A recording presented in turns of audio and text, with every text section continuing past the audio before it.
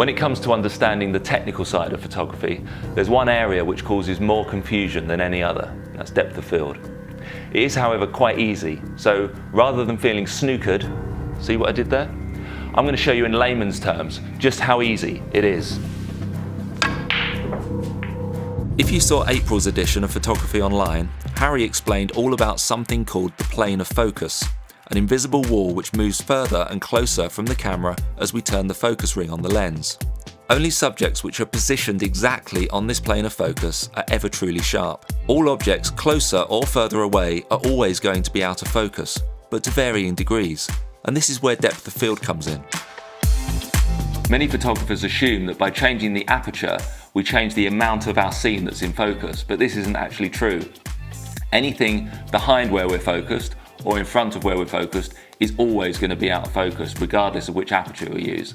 So let me demonstrate with some coloured balls. So if I focus on the pink ball here, you can see that the red ball, which is behind the plane of focus, is clearly not sharp. And the blue ball, which is in front of the plane of focus, is also not sharp. Only the pink ball or anything on that plane of focus is sharp. So if I place a yellow ball at the same distance from the camera as the pink ball, it's impossible to get one in focus and one out of focus. If you focus on one, the other one will automatically be sharp. Now let's look at what happens when we change the aperture. This diagram shows our snooker ball setup. We are looking side on to the camera and we are using a large aperture, as can be seen by the big opening in the lens which is letting lots of light through. Here's our pink ball, which is appearing on the sensor as finely focused points of light, as it is lying on our plane of focus.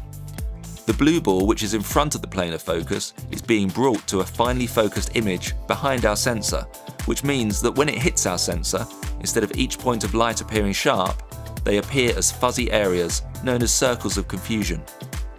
The red ball, which is behind our plane of focus, is being brought to a finely focused image in front of the sensor, which means by the time the points of light have reached the sensor, they have crossed over and are now also appearing as circles of confusion. The further away from our plane of focus a subject is, the larger the circles of confusion will be. As we focus, the lens moves closer and further away from the sensor, bringing different distances into focus. But let's stick with our setup here where I'm focused on the pink ball. Now I'm not going to move any balls and I'm not going to move the camera. All I'm going to do is reduce the aperture down to a tiny value. What this is going to do is it's going to make the circles of confusion so small that it's difficult to distinguish between circles of confusion and finely focused points of light. However, if we enlarge the image enough, we'll see that things that originally appeared in focus are actually still out of focus. So let's go back to our diagram and see what happens when we close the aperture of the lens. You can see that the pink ball is still being finely focused onto the sensor. The blue ball is still being focused behind the sensor, but the lines are crossing at a much shallower angle, meaning that when they hit the camera's sensor, they appear as smaller circles of confusion than they did when using a larger aperture. The same happens with the red ball, which is still being brought to a finely focused image in front of the sensor, but the smaller aperture is now causing the points of light to cross over at a shallower angle, meaning that the circles of confusion on the sensor are smaller. So in contrast to what many photographers believe, changing the aperture doesn't actually mean more of our scene is in focus. It just means that anything behind or in front of the plane of focus is less out of focus at smaller apertures than it is at bigger apertures. So it could be argued that there is no such thing as depth of field, as a lens can only focus on a single plane at any time. However, we need to imagine depth of field does exist in order to control how our scene is rendered. So in your mind, imagine that depth of field is the thickness of your plane of focus, and as you change the aperture of your lens, this invisible wall gets thicker and thinner.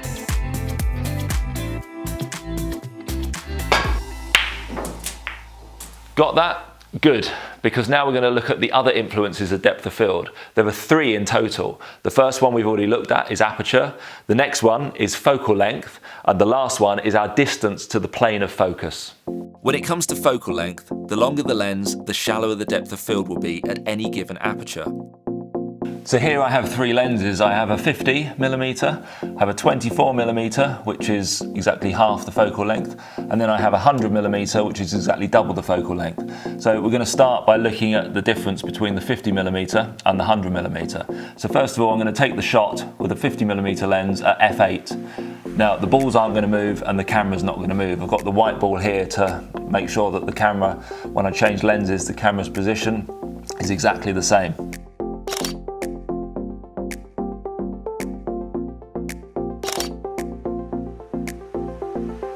Both of these images are taken at f8, and the distance to the pink ball, our plane of focus, remains the same. The only thing which has changed is the focal length, which is why the balls in the 100mm version appear twice the size, because we've doubled the focal length, or zoomed in twice as much. As you can see, the blue and the red ball appear more out of focus in the 100mm version. So now I'm going to take the same shot again, this time at 24mm, still at f8, and the camera hasn't moved because I'm going to back it up onto the cue ball here. The blue and the red ball appear to be more in focus, but this is only because the circles of confusion are smaller on a wide-angle lens than they are on a telephoto. When it comes to our distance to plane of focus, the closer we are to our subject, the shallower our depth of field, and the further away we are from our subject, the deeper our depth of field. So I'm going to take the same shots again, this time with a 50mm lens, and I'm going to use f4, and I'm going to take two shots, one close up, which is there, so I'm still focused on the pink ball, and now I'm going to take the same shot again from back here, still focusing on the pink ball, same aperture, same lens, nothing's changed in that regard. Look at these two examples, both taken at f4 with a 50mm lens.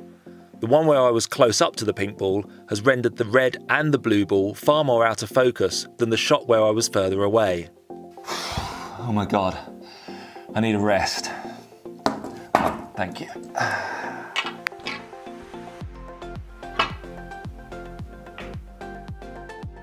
Okay, so now we know the three influences of depth of field, here's how they affect the image we see.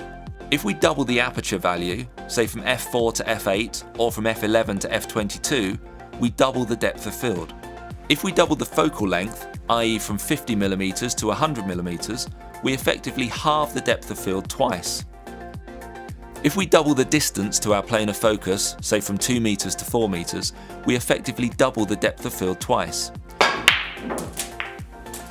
So for those of you who are still following me, you may have noticed that those bottom two actually cancel each other out. Let me show you. If I use a 50mm lens and focus on the pink ball from around 1 meter away and use an aperture of f5.6, the shot looks like this. If I now want to increase my depth of field to render the blue and red balls more in focus, I can move back and double the distance of the pink ball to 2 meters, which will now in effect double my depth of field twice. I now take the shot and it looks like this. As you can see, the blue and red balls are less out of focus than they were when I was only 1 meter away. However, the balls have become too small for my liking, as they are now half their original size because I doubled my distance from them. To get them back to their original size, there's only one thing I can do without moving closer to them, and that's to zoom in by using a longer focal length. If I double the focal length, the size of the balls will also double, getting them back to where they were. But by doubling the focal length, I effectively halved the depth of field twice, undoing what I had gained by moving further away. So I'm back where I started and haven't actually changed the depth of field at all. So we only tend to use aperture to control depth of field because it has no counter effect, unlike the other two influences which will always cancel each other out. It is, however, important to understand that our distance to our subject and our focal length also affect depth of field. If we understand this, then we'll realise why, if using a long lens and focused at something quite close, we're never going to be able to get a deep depth of field. Or on the other end of the scale, if we use a very wide angle lens and we're focused a long way into the distance, we can never get a shallow depth of field. Both of these scenarios are impossible because two of the three influences of depth of field are working against you. A small aperture won't always give you a deep depth of field, and a large aperture won't always give you a shallow depth of field if the two other influences, focal length and distance to plane of focus, are working against you. If you want a really shallow depth of field, then choose a long lens, a wide aperture, and try and get as close to your subject as you possibly can. You now have all three influences, all pulling in the same direction, all leaning towards that shallow depth of field. If you want everything in focus, then choose a wide angle lens, a small aperture, and try and come as far back from your subject as you possibly can. All three things are now leaning towards maximising your depth of field. Now, before I leave you with brain overload, if you have one of those apps or charts which tells you all about depth of field and where to focus, throw them away because they're of no use whatsoever. Here's why. The most important question to answer when it comes to deciding what is sufficient depth of field is how big is your image going to be and how close are you going to be viewing it from. Take a look at this photo. It looks like there's sufficient depth of field to render all the snooker balls sharply. So the depth of field is sufficient for the scene if this image is only ever going to be viewed as a thumbnail. However, if we enlarge the same image, say it's going to be used as an advertising billboard at a train station, then it's going to be printed at a large magnification, and importantly, people are going to be able to view it at close distances. We now need a totally different depth of field to render all the balls sharp. I can do this because I've asked myself those two important questions. A, how big is my image going to be? And B, how close is it going to be viewed from? No app or chart is ever going to ask you those questions, which is why they're next to useless. So hopefully I've given you enough information now to work out depth of field for yourself.